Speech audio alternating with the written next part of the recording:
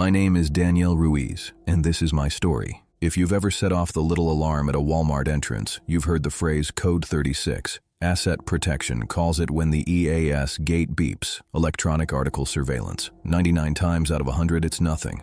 A hard tag left on a sweater, a sticker that didn't deactivate on a $3 mascara. We smile, glance at the receipt, wave you through.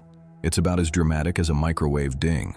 The 100th time is why I can't sleep. I'd been with Asset Protection for 4 years, working mostly evenings into close at our supercenter off Highway 23. The vest got me ignored by the worst customers and treated like a narc by the ones stealing detergents. I wore the clipped-on radio, carried the zebra scanner, and learned to walk fast without looking like I was running. I wasn't a cop.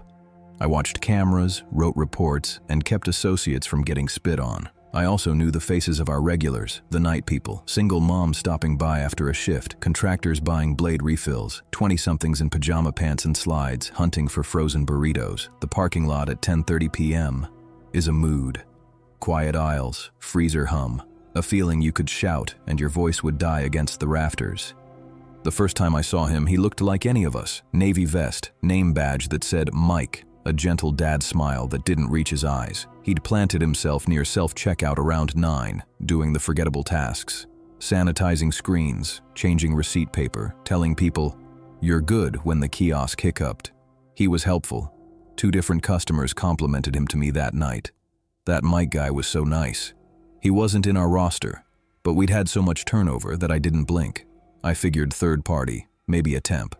At 9:42 p.m., Code 36 hit on the grocery doors. I was a dozen feet away. A young woman, alone, hair in a messy bun, cheap flip-flops, jumped when the panels yelped. The gate lights pulsed red. I stepped over with my practiced half-smile. "You might have a tag that didn't deactivate. Mind if I take a peek at your receipt?" She handed it over without looking me in the eye. Her basket had makeup, freezer meals, cat litter. The receipt ran a mile, but nothing high theft, no over-the-counter meds. Before I could decide whether to wand her with the deactivator, Mike glided in like a stage cue. "All good," he told her. His voice was warm milk. "Happens all the time. We've had these gates misbehaving all day." He tipped his head toward the service desk. "Let me just pop a fresh deactivation on the system so you don't get embarrassed at the doors." "It's 2 seconds," she faltered, relief warring with embarrassment. The vestibule felt colder than usual. "Okay." He took the receipt, circled the guest satisfaction QR with a pen, and then drew a tiny triangle at the bottom corner. Just a dot, 2 lines. He handed it back. "This way," he said, angling toward the door next to the service desk. The little gray one, labeled Associates Only. I knew that closet. It wasn't a closet. It was the tag removal /LP alcove, the size of a walk-in pantry. We used it to hold a magnet detacher and those dumb hard tags we put on small appliances. Door didn't lock from outside. From inside, different story. I should have followed. I should have said, "I'll handle it, Mike." I was rereading the receipt, smelling the faint printer ink heat, and my radio burped with something else. "A P to lawn and garden. We've got a cart abandoned in gate 2. Customer said guy in a vest told him to leave it."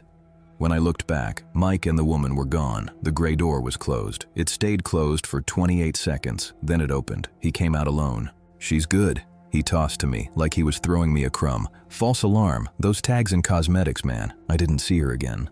Later, after we closed, I watched the camera footage in my box of a room with the coffee that tastes like rust. It showed nothing. The camera in that hallway was 8 feet to the left of the door and pointed down. It caught the gray door as a dull rectangle in the top half of anyone exiting. It caught Mike reappearing, smiling at the lens like it was an inside joke. I filed nothing. Why would I?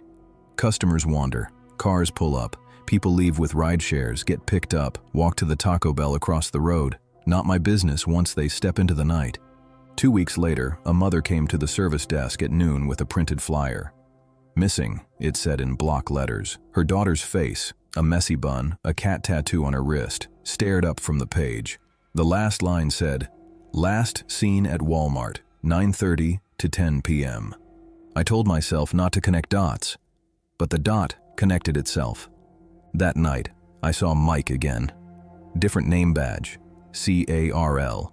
Same mild smile. He complimented a toddler's shoes, palmed a dropped pacifier with 2 fingers like it was made of glass, and wiped down a self-checkout like he was caressing it. I checked the schedule, the staffing app, the HR roster. No Carl, no Mike, no him. At 9:56 p.m., code 36. Different door. The home and pharmacy exit. A woman in scrubs. Alone. She flinched at the beep. He appeared at her elbow and smiled like a friend. "Let's reset the gate so it doesn't go at the car," he said cheerily. "Happens sometimes if you've got hospital badges." He circled her receipt's QR code, drew a tiny triangle at the bottom. The same hand motion, same pressure, same private glyph. He led her not to the LP alcove. The alcove by that door is the bottle return closet, metal gate, sticky floor. I watched her disappear through the gray metal, watched him go in after. This door had no camera either. It opened onto a hallway with a dead zone where pallets stack up. He came out. She didn't. I knew, and I didn't know. Knowing would require believing that the ordinary was a mask, and the mask didn't look like it could be pulled off. I could have asked another AP to search the closets. I could have asked a manager to do a wellness call. I didn't.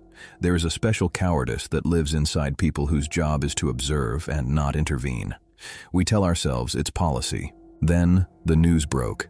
Another missing woman from the next town over. Same age, same late-night run, same nothing afterward. I started looking for triangles. I went to the bag-bagger bins and checked discarded receipts when I could do it without being obvious. Most were crumpled, smeared. But on 4 that week, drawn near the QR box that says "Tell us how we did," there was a tiny triangle. 2 lines and a dot. Same ink, same angle. I took pictures with my phone. I told myself it meant nothing.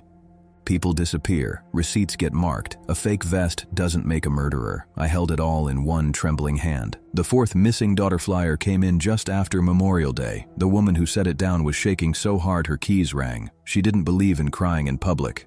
She was doing it anyway. I took my break early and walked the store, angry enough to hope he'd show, angry enough to imagine what I'd say. The vest didn't make him real, the anger did. He was at the self-checkout at 9:08 p.m., brighter than the fluorescence. New name badge. Jerry. Same eyes. He had a paper key fob hooked on his pocket like he'd been hurried, like he had a set of keys. I stood by the tobacco counter and watched how he moved. He didn't go near the cameras. He didn't block them either. He angled his body so his face caught reflection rather than expression.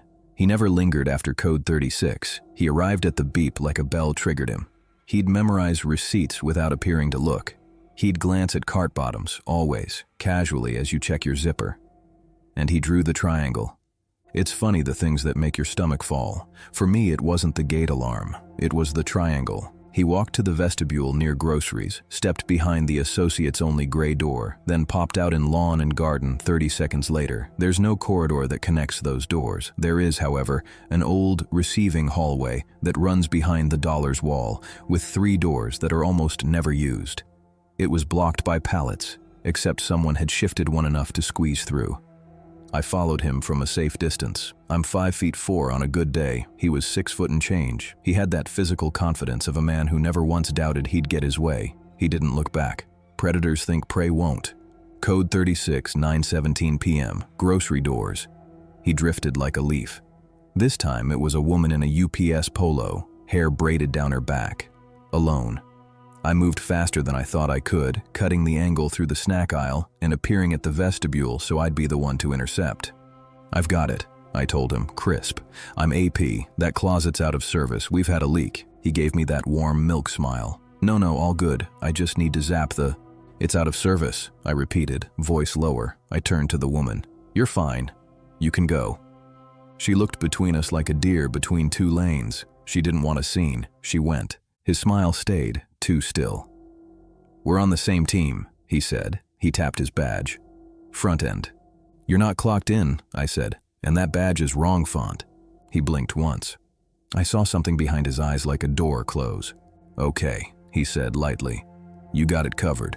He walked away, and instead of feeling relief, I felt the worst fear I've ever known, because now he saw me.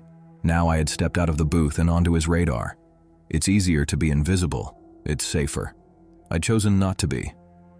I radioed Marcus, my AP partner. "I need you on those back corridors," I said. "By Dollar's Wall. Someone's been using the old receiving hallway. Marcus is younger than me and bigger and still thinks he might be a cop someday." "On it," he said. By 9:31, Jerry, Mike, Carl was nowhere on cameras. By 10:05, code 36 hit the home exit again. My heart tried to leave my ribcage through my throat. I jogged and found only a guy with a TV. Nothing suspicious. I started to think maybe I'd spooked him enough to leave for the night. At 10:22, 15 minutes to close, my radio chirped with Marcus's voice, too casual. "Danny, can you come to the receiving corridor, the one with the pallets? I think I found the leak you were talking about." He never called me Danny over the radio. He knows I hate it. He also never used receiving corridor on channel. We call it old back. He was telling me someone else is listening. "I'm on a cart," I lied. "Give me 10. I texted him instead. "You alone?" No reply. I texted again. "Marcus?" A minute later I got a reply, but the typing style wasn't his. Punctuation too neat. "All good. Bring key for tag closet."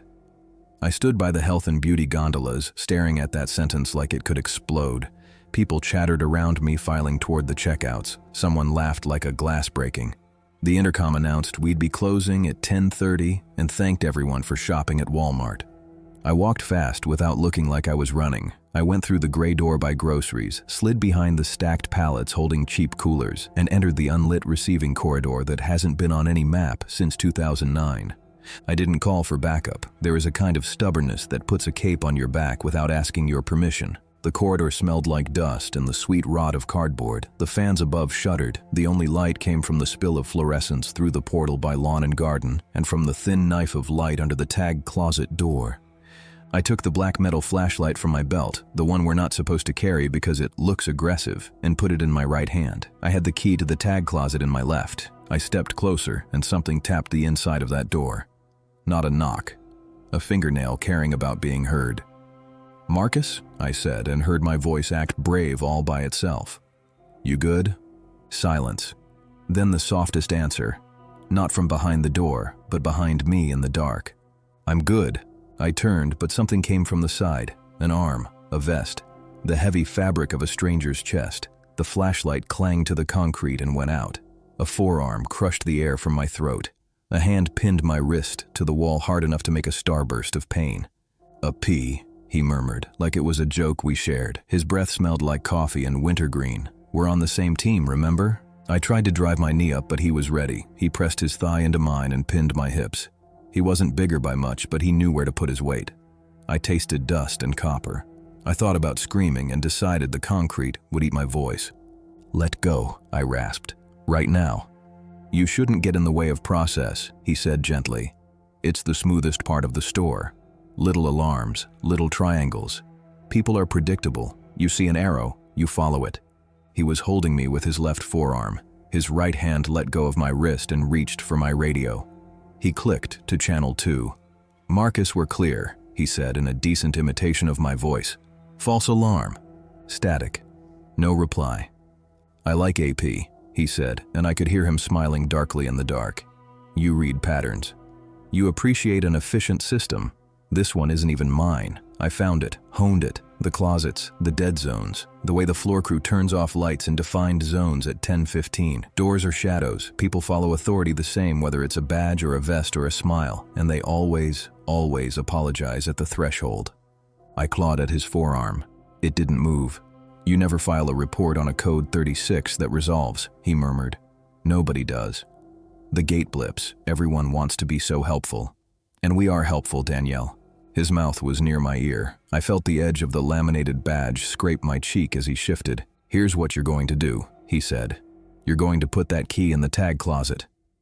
You're going to open it. You're going to step inside. I'm going to reset you. It's not personal.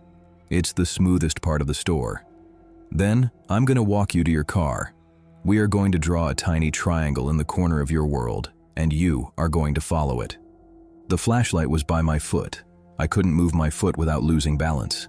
I could feel the key biting into my palm. If I dropped it, it would skitter. If I tossed it backward, the sound might buy me nothing. So I did something small. I relaxed my hand. He took the key from me. And when his fingers wrapped mine, I jammed my thumb into the soft notch between his tendons and twisted. He hissed, the first sound he'd made that wasn't a word, and loosened his forearm a fraction. I drove my head backward into his face with everything I had. Something cracked, either my skull or his nose. Warm liquid spilled across the back of my head. He swore, stumbled, and in that half-second I squirmed sideways and dropped low, my palms grazing the concrete. He reached, grabbed my vest, and I let it tear. I rolled toward the flashlight, slapped it, and the beam shot like a white spear into his eyes. His pupils were pinholes. He flinched, and I lunged forward and drove the metal head of the flashlight into the side of his knee like a hammer. He screamed, high and unbelieving, and folded over. His hand scrabbled for the key he'd dropped. I kicked it into the dark, a tiny skittering silver prayer. "Marcus," I yelled now at full throat. "Back corridor."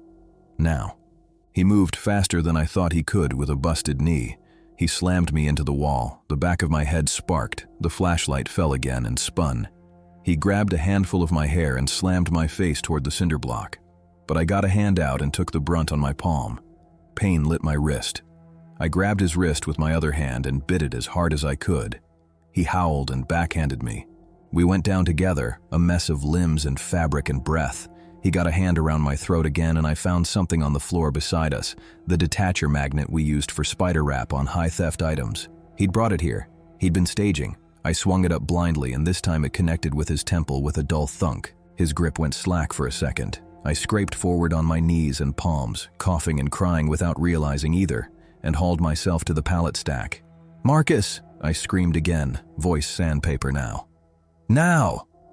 Footfalls. Real ones. Marcus rounded the corner at a dead sprint, a stupid plastic broom in his hands because that's what he had. He saw the two of us on the floor and didn't stop. He swung the broom like a bat. The guy threw his arms up and the broom shattered like a Christmas prop. "Call 911, Marcus yelled. "Go, go." "I'm not leaving you," I shouted back, maybe to him, maybe to myself.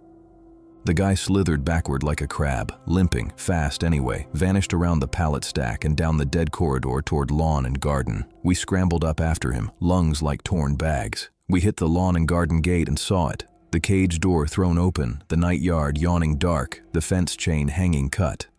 He was gone. The cops were there in minutes that felt like hours. They took our statements under the salmon-pink lobby lights. They asked questions that made me shake. "Could you identify him? What was his build? What did he say? Did he mention names?" I said there were 3 names on 3 badges. They took those. They bagged the magnet and the vest scrap. They asked for footage we didn't have. They asked for patterns I did. I gave them the triangles. I wrote down dates and times where code 36 had triggered with him in frame. I showed them the side corridor and the way you could unlatch the garden gate from inside if you had a slotted screwdriver. I showed them the fence break that only looks like a bush if you don't know to look. I told them about the detacher and how you could pull them from fixtures and carry them anywhere, because we carried them anywhere. 2 days later, they told me what they wouldn't put in a press release. Those little triangles had shown up on receipts recovered from 2 other stores in the county where women had disappeared. Drawn in the same hand, near the same QR. Always when the woman had shopped alone between 9 and 10:30 p.m. Always after a code 36. Corporate issued a soft memo. All LP closets to remain locked. Only salaried management to detag. Self-checkout hosts must be verified on roster. Vests numbered and locked when not in use. Our store got new cameras. They installed a real lock on the gray doors, not those clicky privacy ones you can jimmy with the end of a key. They cut back the bushes near the garden fence. He didn't come back. 2 months later, a cop sent me a grainy photo, a vest with the name Badge Mike lying on the shoulder of a county road an hour away. The badge font was wrong. The inside of the vest was marked with 4 store numbers. None ours. He'd been drifting. He'd be somewhere else now. Another store with a dead corridor. Another night where the lights click off in predictable zones at 10:15. I think about the women who set off the alarm and apologized for it. I think about how polite girls are trained to be, how we don't want to make a scene, how the easiest thing in the world is to follow the man with the key and the smile to the little gray door so we don't embarrass anyone.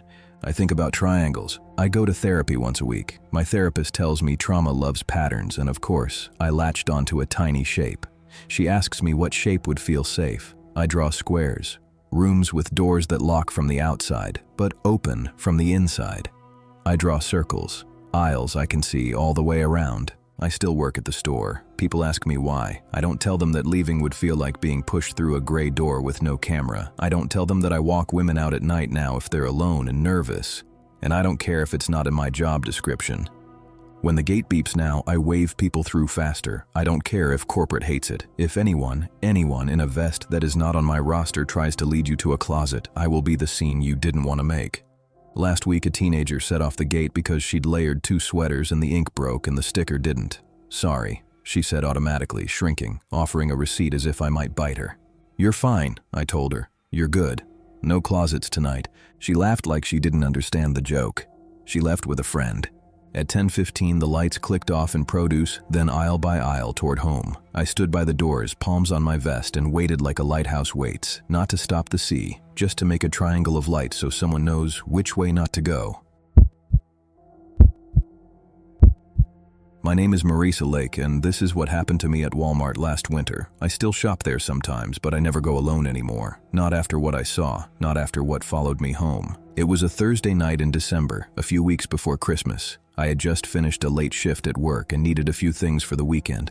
Cold medicine, toilet paper, snacks, nothing unusual. My apartment was only 10 minutes away and Walmart was the cheapest option. The parking lot was mostly empty when I pulled in around 9:45 p.m. Snow blanketed everything except the lanes where cars had driven through. Maybe 15 cars total, all clustered near the front. I parked 3 spaces down from a cart return rack and stepped out into the cold. Immediately, a metallic bang made me jump. I turned and saw a man standing behind the row of carts. He was pushing one cart back and forth, slamming its front against the metal bars. Bam, bam, bam. He wore a thick brown jacket, jeans, and a black knit hat pulled low over his forehead. His face was red from cold, his eyes slightly wild. He didn't look at me. He just kept slamming that cart. I hurried into the store. Inside, Walmart was calm and strangely cozy. Soft Christmas music drifted through the speakers. A tired cashier checked out an older couple. A worker mopped near the entrance. Everything smelled faintly like cinnamon-scented pine displays. I grabbed a small basket and headed toward the medicine aisle. I didn't see the cart return man follow me inside, and I told myself to relax. I turned onto the cold medicine aisle and began scanning for cough drops. My mind was already drifting toward bed when I heard footsteps behind me. Too close, too sudden. "You always shop late too?" a voice asked. I spun around. It was him. He stood at the end of the aisle, smiling, but not warmly. His smile was crooked, stretched too wide, as if he was copying how people are supposed to smile. "I don't always shop late," I said cautiously. "Just worked longer than usual." He nodded slowly and stepped closer. Too close. I stepped back instinctively. He mirrored the movement. "Long day?" he asked. His voice was rough, like he hadn't spoken in a while. "Yeah," I muttered. "Gotta go."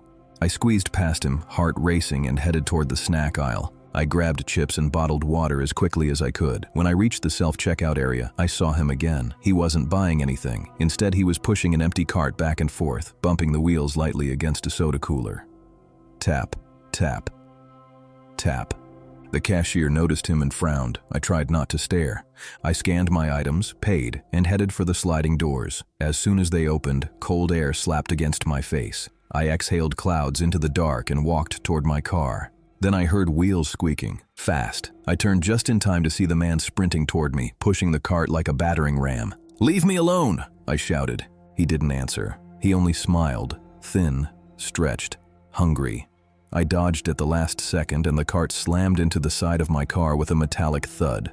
"What is your problem?" I shouted again. He didn't respond. He straightened the cart and gripped the handle tightly, knuckles white. His smile faded. His eyes went flat and empty. Those eyes chilled me more than the cold. I ran. But I didn't run toward my car. I ran around it, dodging through the next lane of vehicles. He chased me, ramming the cart into bumpers and doors, the squeaking wheels echoing in the empty lot. I sprinted for the entrance. Inside, the cashier saw me and immediately ran around the counter. "What's wrong?" he asked. "He's chasing me." The cartman reached the doors but stopped suddenly. He stared at both of us through the glass, breathing hard, hands still gripping the cart handle. Then he slowly backed away into the dark. A manager was called. Police were dialed. They escorted me to the security office and reviewed footage. The man had been outside for 20 minutes before I arrived, just pushing carts, watching. Police searched the area, but he was gone. I went home shaken and exhausted, telling myself it was over. It wasn't. 2 weeks later, I was walking to my car outside a grocery store near my apartment. It was only 6 p.m., but in winter, the sun disappears early. As I crossed the lot, I heard a familiar squeak. A cartwheel, old, rusted. I looked up. Far away, near the cart rack, a figure stood, brown jacket, knit hat. He watched me.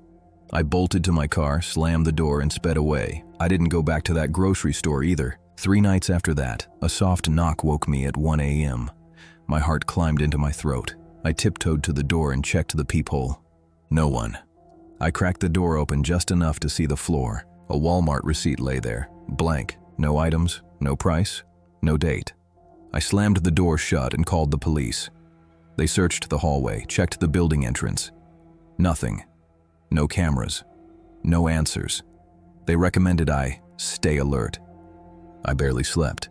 A week later, just after midnight, I heard a metallic scraping sound outside my window. I looked down from the second floor. Under the streetlight stood the man, pushing a Walmart cart back and forth across the sidewalk. Scrape, scrape, scrape.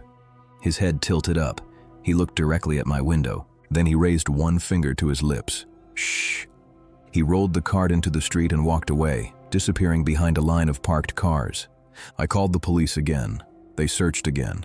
Nothing again. I changed routines, different stores, different hours, group shopping, pepper spray in my coat pocket. Weeks passed quietly. Then one Saturday night, my friend Cass convinced me to go to Walmart with her to buy snacks for a movie night. It'll be busy and safe, she promised. And it was, at first. For a few minutes, we laughed as we browsed. Bright lights, families talking, Christmas music humming. It felt normal. Then I saw him. He was standing behind a rack of winter coats, perfectly still, watching me across the aisle. I grabbed Cass's wrist. That's him. We need to tell someone. We hurried to the manager's station. When we came back with help, he was gone. The manager assured us they would keep an eye out. Cass gently suggested I might be imagining things. I wish I had been. We checked out and headed toward the doors. I scanned every corner of my vision. Then I heard wheels. Loud wheels, fast wheels. We turned in time to see him sprinting toward us, pushing a cart at full speed. "Move!" I screamed. We dove aside. The cart smashed into a shelf, sending bags of chips exploding across the floor. Customers shouted. Employees rushed forward. The man dropped the cart, sprinted toward a fire exit, slammed it open, and vanished into the night as alarms wailed. Police came again. They took statements. They promised to investigate further, but he was always faster, always smarter. 3 nights later, at 2 a.m., the scraping returned. Closer, louder. I looked out the window. He was at the front entrance of my apartment building, pushing a cart slowly along the sidewalk. Then another cart appeared beside it.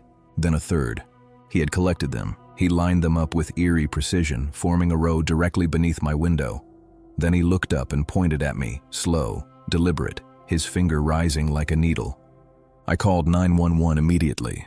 This time, police arrived quickly. I watched from above as flashlights swept the sidewalk. Officers shouted commands. The man turned to run, shoving a cart into an officer, creating just enough chaos to sprint into an alley. They chased him. They caught him. Finally. 2 hours later, police knocked on my door. They asked if they could come inside. They showed me what they found in his backpack. Photos, dozens of them. Pictures of me leaving work, entering buildings, standing at bus stops, loading groceries, peering out windows. Some were taken frighteningly close, so close I could see my eyelashes. They also found zip ties, duct tape, a box cutter, and a notebook filled with maps of Walmart parking lots. Cart return racks were circled on every page. He had been doing this for months, maybe longer, using carts to herd victims into blind spots, places cameras couldn't see. One detective whispered, "You were next." My knees nearly gave out.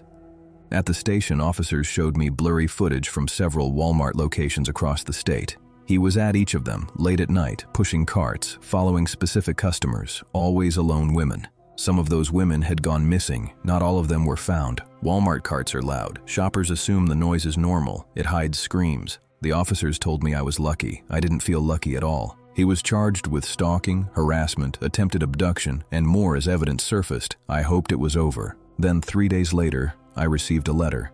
No return address. Inside was a single photograph. A picture of a Walmart cart return rack. Empty. Dark.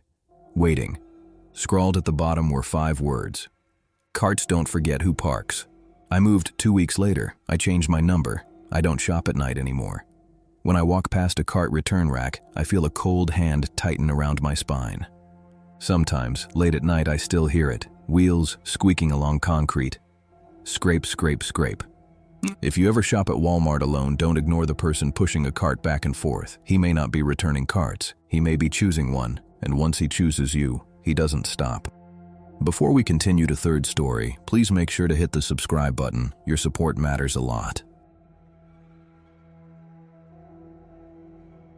My name is Devin, and this is my story. I've been the overnight zoning lead at the Walmart off County Line Road for long enough to memorize the store the way you memorize a childhood home, by muscle and accident. I can walk the perimeter with my eyes half shut and still pause where the concrete dips into a slick shadow near sporting goods, still brush the dangling thread from the end of the clearance banner at the center racetrack, still avoid the one tile that rocks underfoot beside cosmetics and clicks like a metronome when the store is dead quiet. Most nights aren't scary, they're lonely. We close at midnight and reopen at 6, so the witching hours belong to a skeleton crew. 2 stalkers for grocery, me and a kid named Mateo for hard lines, and Faye, in apparel, who wears noise-canceling headphones and dances with the hangers. If asset protection is awake, he never lets on. If the manager on duty is awake, she never comes out of the office. It feels like it's our store then. 4 moths turning under the fluorescent porch light. I clock in at 10:28 p.m. because the machine steals 2 minutes every time and I've learned to get ahead of it. I have a ritual. Check the handheld's task list, pull a pallet jack, nod at the cleaning guy, buffing footprints into those dull gray spirals, and loop to the PA console beside customer service. I tap the mic to hear the faint thump in ceiling speakers and say the same thing every night. Attention associates, safety sweep, before we lock. It's for the cameras, really, but it also marks the line between the world where customers ask for help and the world where you can hear your own breathing aisle to aisle. On the Monday, I'm thinking about the one that's been replaying in my head every time I pass a speaker grill. 3 things happened that weren't part of the ritual. The first was the clock on the wall above the service desk freezing at 12:17. The second was the radio on Channel 1 crackling with a voice that wasn't anyone on overnight. The third was a page for code lark, which isn't a real code. Not here, not anywhere. If you work retail, you learn the codes the way you learned multiplication tables, except these might save a life. Code Adam, lost child. Code brown, active shooter. Code black, severe weather. Code white, injury. You can hear those words across 4 acres of toothpaste and boot socks and 50-pound bags of dog food, and your feet know where to go before your brain does. But code lark? That's not in the binder. It came through at 12:17 a.m. I know because the clock had just stopped. I was in aisle 13, the long one that splits hardware from paint. It's where we keep the dowel rods and the flattened boxes and the bulk contractor tape, a smell of cardboard and machine oil, and the ghost of cut lumber that never actually gets cut. 13 is always colder than the rest of the store, like the AC vents turn their attention there after midnight. If you stand at one end and whisper, you can hear it feather the peg hooks all the way down. I was restocking painter's tape when the air pressure changed, the way it does before a thunderstorm. The buzz of the lights held its breath, then the ceiling speakers rustled alive. The voice was sibilant and tinny and near, though the console was 100 yards away. Associates, code lark, check in, aisle 13, check in. I thumbed the radio clipped to my vest. Devin here. Repeat that. Who's on PA? Static dragged like a wool sweater over skin, then the same voice through my radio, this time low enough to make the little gray speaker rattle. Larkin 13, check in Devin. Mateo chirped on Channel 1, voice groggy. What's lark? Is that like a bird? Is this new? Faye cut in, headphones half off, annoyed. If this is a joke, make it short. I've got freight to process. The ceiling speakers let go a sound that could have been laughter and could have been feedback. I started down the aisle without realizing I was moving, the way your feet slide toward a magnet under the table. When you work the same aisles long enough, you carry their map in you. Aisle 13 has 4 dead spots where the radio never works. There's a notch along the baseboard near the wood stains where someone kicked it years ago, and it never got fixed. There's a peg that was welded in slightly crooked. If you run your hand over it, you'll feel it snag your glove. At the far end, the backer board panel has one screw that likes to walk itself out after midnight, like It's impatient to leave the wall. That last panel is where the cold started coming through. It wasn't the AC, it felt like standing in front of the produce coolers when someone has left one bank of doors open too long, wet cold, with a smell underneath that wasn't rot and wasn't exactly metallic. Breweries smell a certain way. Kitchens smell a certain way. Hospitals smell a certain way. This was the way basements and floodplains smell in February, when all the air under the slab turns to water and breathes into the house. My radio hissed, "Devin, you at 13? Check in." "I'm at 13, I said. I didn't finish. On the backer board, under the contractor tape pegs, someone had written on the brown paper with a wax pencil, one word in a hand that wasn't one of ours. FEED. I reached out without meaning to. The board was colder than it should have been. The screw that liked to loosen was backed out a full quarter inch. The panel wobbled under my hand like a closet door with a weak latch. Behind me, one of the boxes on the bottom shelf flexed and settled as if something inside it had shifted. The PA crackled. "Devin?" It was not anyone I knew. The vowels were flat, Midwest blurred, and under them rode a rasp, like someone speaking through a coffee filter. "Clock's wrong. You need to fix the clock." Faye came on the radio, stage whisper irritated. "Manager paging from home, maybe?" The wall clock stuck at 12:17. Did the lights go out? "Mateo, can you check break room?" "Mateo. On it." I pressed my palm against the cold panel again. "Who is this? Identify." The voice didn't answer me. It addressed the ceiling. "Associates, safety sweep, all doors secure." We'd already done the sweep. The doors were locked, the lights were on, but the store had shifted half a degree out of plumb, and the air was different, and the clock above the service desk had stopped at 12:17 so cleanly that it might have been born that way. I leaned in. The gap between the backer board and the wall was a black paper cut. The cold breathed through in little slow sighs. The screw backed out another whisper. The panel, as if hearing something behind it, tipped. Mateo returned on radio, short of breath. "Break room clock also, 12:17. The microwave says 12:17. Even my phone says, dude, my phone froze. What the hell?" "That's not funny," Faye said. "Don't do that." "I'm not." "Look."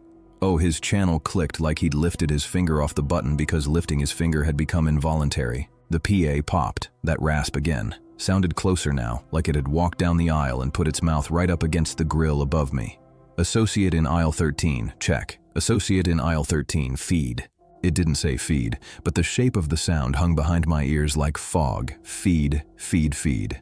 The word on the board pulsed in whatever light lives inside your skull. Most nights, fear is a trick light. You step right through it, and the trick dissolves. I should have stepped away, radioed the MOD, and requested we power cycle the network rack and check the paging system. That would be sensible, and I am usually sensible. Instead, I caught my fingers under the edge of the board and pulled. The panel swung out on its loosened screw. Cold peeled the sweat right off my skin. Behind the board isn't a wall. Not there. The board backs the void between two structural columns and the sound-absorbing rooms where we store seasonal signage. That void is usually stuffed with insulation. Tonight it was a throat. The space fell back into a plastered shaft barely wider than a broom closet. It went up into darkness and down into a light that wasn't light so much as a lack of dark, a milk haze, like standing above fog and thinking it is solid. If you've ever looked into an elevator shaft and felt the floor drag you toward it, you know the feeling that met me. My hand found the radio without my eyes' permission. "Mateo," I said, and I didn't know my voice. "Come to 13. Faye too." Mateo sounded far away. "I'm in pets." "Something's... Devin? I think someone's in pets. The cat food keeps... Dude. A bag just, it's moving." "Faye. My hangers are tangled. Like perfectly tangled. Like braided." The PA muted them with a single click. "Safety. Check-in. Check-in. Clock." I could see the clock in my head as I stepped onto the bottom shelf to get a better angle. Big, cheap, white plastic, black hands sliced at 12:17, a face that felt like it had been stuck that way forever. The minute hand. Long. Cutting the 1 in half. The second hand parked on the 5 like a hawk on a fence post. Behind the panel, the shaft exhaled. There are times you feel your life narrow to a keyhole, where whatever you thought you were becomes only the part that fits the lock. I put my head into the cold. It smelled like damp gypsum, like fresh-cut drywall, like the back halls after we drill new gondola anchors, chalk and hint of rain. Something about it made my gums ache. I reached down with my flashlight on my phone because my brain had not yet accepted that the phone shouldn't be working. The light made the milk haze take shape. A ladder recessed into the far wall, paint-stuck rungs dull with dust. Footprints in that dust leading down. The prints were goosey, like someone had walked through with overshoes or bags over their shoes. The dust around them had swirled as if something else had followed. A breeze came up from below and tongued the hair at the back of my neck. "Devon," the voice said. Not the ceiling now, not the radio, but my own memory of a man speaking over a crackling mic the first summer I worked there days. "Associates who fail to complete safety sweeps will be written up. Check-in 13. The man it belonged to had been named Larry, a floating manager, 65. A laugh like gravel poured from a bucket. He died in his sleep 3 years ago, and sometimes the old-timers still tell a harmless ghost story about how he pages the wrong codes into the night for new kids to clean. But he never said lark. He never said feed. I stepped backwards off the shelf. The plastic shelf lip flexed under my heel and squeaked. The squeak traveled down the aisle like a mouse through a duct. Behind me, something soft knocked the end cap, and I turned too fast and knocked my shin on a peg and swore like the sound would win the day. "Dev?" Mateo again, quiet. "Somebody is in Pets. They're on the other side of the cat litter. They keep pushing bags, like making a path, like they want me to follow." "I'm coming," I lied without thinking. I wasn't moving toward Pets, I was moving toward the PA console. The service desk felt wrong. The desk itself was a horseshoe with belly scars carved into it by a decade of purse buckles and elbows. The mic sat in its cradle, wire-frayed where someone had rolled a stool over it. The clock above it swore it was 12:17, even as my heart told me we'd been in 12:17 for an hour. I picked up the mic. I don't know whether I intended to page the police or page the store or page God. The wire tick-ticked at my thumb. The ceiling listened. "Attention, associates," I said. "Break room." Now I told myself tone mattered, that if I sounded command enough, the trick would fold. It didn't. The ceiling replied with its own version of my words, each syllable sanded down to its bone. "Associates, break room, now." Faye walked into the racetrack from apparel with her headphones hanging like a stethoscope, arms cradling a nest of tangled hangers like a baby she hated. She stopped under the clock and stared up and then stared at me. Her lips made the shape of my name but didn't push air across it. Mateo came quick-trotting from Pets with cat litter dust on his shoes and a white line where a bag had burst and powdered his shin. He looked at the mic in my hand with the kind of nakedness people wear in hospital gowns. We three stood in a pool of humming lights and watched a plastic clock lie to us, and the store around us kept breathing. The PA cleared its throat. "Associates, check out, code LARK, feed," Faye whispered. "What is LARK?" I didn't answer. I set the mic down. I told them about aisle 13 without telling them about feed, because saying it felt like feeding it. I led them back the long way so we wouldn't walk past Frozen, because Frozen has a way of ballooning sounds into larger shapes, and I didn't want our footsteps to become something that could chase us. By the time we got there, the panel had opened itself another inch. The cold had a boundary you could step across like a temperature line in a lake. Mateo put his hand to it. He snatched it back and shuddered in an animal way. "Don't," Faye said, and then, quieter, "Please." The speakers made a sound like someone deciding whether to speak. "Associates, check in." I reached to push the panel back into place. A hand came up out of the ladder shaft and rested its fingers on the inside of the backer board. Mateo made a sound that wasn't a word but meant everything words mean when they fail. Faye's hangers rattled once and went still. The fingers were pale where dirt wasn't rubbed in and looked long only because the cold made the skin contract over the bones. They tapped a rhythm against the board. Dot, dot, dot, dot, dot, dash, dot. It wasn't SOS, though I tried to convince myself. It was slower. Older. "Help," Faye said, but she meant, "Do we help?" The radio squealed. "Devon," said Larry, dead 3 years, and my stomach sang with a cheap grief. "Clock is wrong. Fix the clock." The hand withdrew an inch, and underneath the board a mouth's worth of darkness spoke in cold, not words, but a want. If you ever wonder how brave you are, you will meet the answer without ceremony. I am not brave. I am practical enough to survive most things and slow enough to seem brave doing it. I pressed the panel shut softly. I drove the screw into its rightful home with a driver I shouldn't have had in my pocket. I breathed the screw tight as if breath could be torque. The cold shut off like a door closed in another house. The ceiling speakers sighed. "Associates," the voice said, and the grind under the consonants had less grit. "Safety sweep complete." For a second, if I squinted and forgot, it sounded exactly like the first summer I was a kid on days. And Larry's voice meant I could go gather carts without thinking about anything but sun. The clock above the service desk hiccuped. The second hand twitched and moved. 12:18 arrived with terrible normality. The microwave in the break room microwaved. The radio warmed back into the frequencies that belonged to my friend group, and not to refrigerators' hums and old wires. Faye's hands finally remembered to set their burden down. Hangers poured into a plastic bin like coins. Mateo put his forehead against the cool metal of the gondola and breathed. The store looked like a store again and smelled like a store again, and I could hear the scrubber's whining orbit and felt heat in my fingertips for the first time in I don't know how many minutes. The mundane, that blessed thing, exhaled. We did not discuss it like brave people would. We paged ourselves to the break room and ate stale chips and pretended we were just getting salt. We laughed about how the clock had freaked out and blamed the network and called asset protection, even though we knew he'd say he hadn't seen anything on the cameras. We made a little shrine of nonsense around the microwave, stir sticks in a cup, the salt canister turned label forward. Like pilgrims arranging stones so the path would remember them. At 6 a.m., we opened the doors and the morning people came in wearing the fresh we do not deserve. I went home and slept badly. I dreamed about a ladder with rungs made of receipt paper and a voice telling me in a nice way to hurry up because safety is a team sport.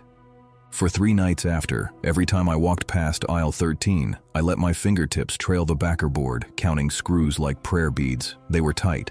The panel held its peace. The cold had retreated wherever cold retreats when it's not needed. On the 4th night at 12:17 a.m., the clock at the service desk kept perfect time, and my radio remained my radio, and the speakers did not wake except for a single pop, like someone plugging a mic in somewhere far away. The pop came again at 12:18, and at 12:19. I told myself it was the ballast warming. On the 5th night, the PA said perfectly, "Associates, safety sweep."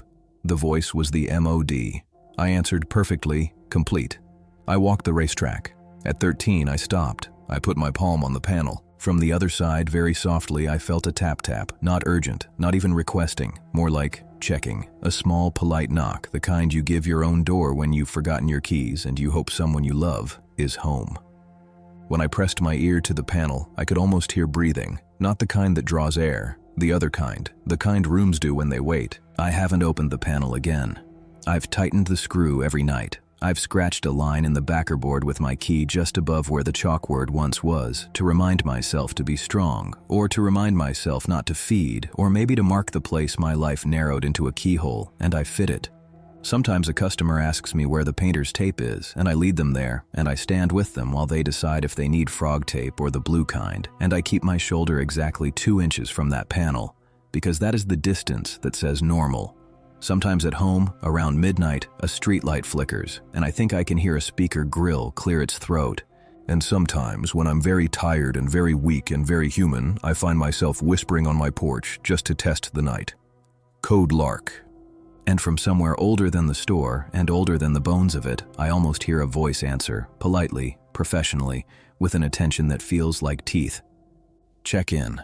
If you made it to the end, subscribe for more real-life horror stories. And tell me in the comments, where are you watching from, and what time is it right now? I'm curious who's awake this late.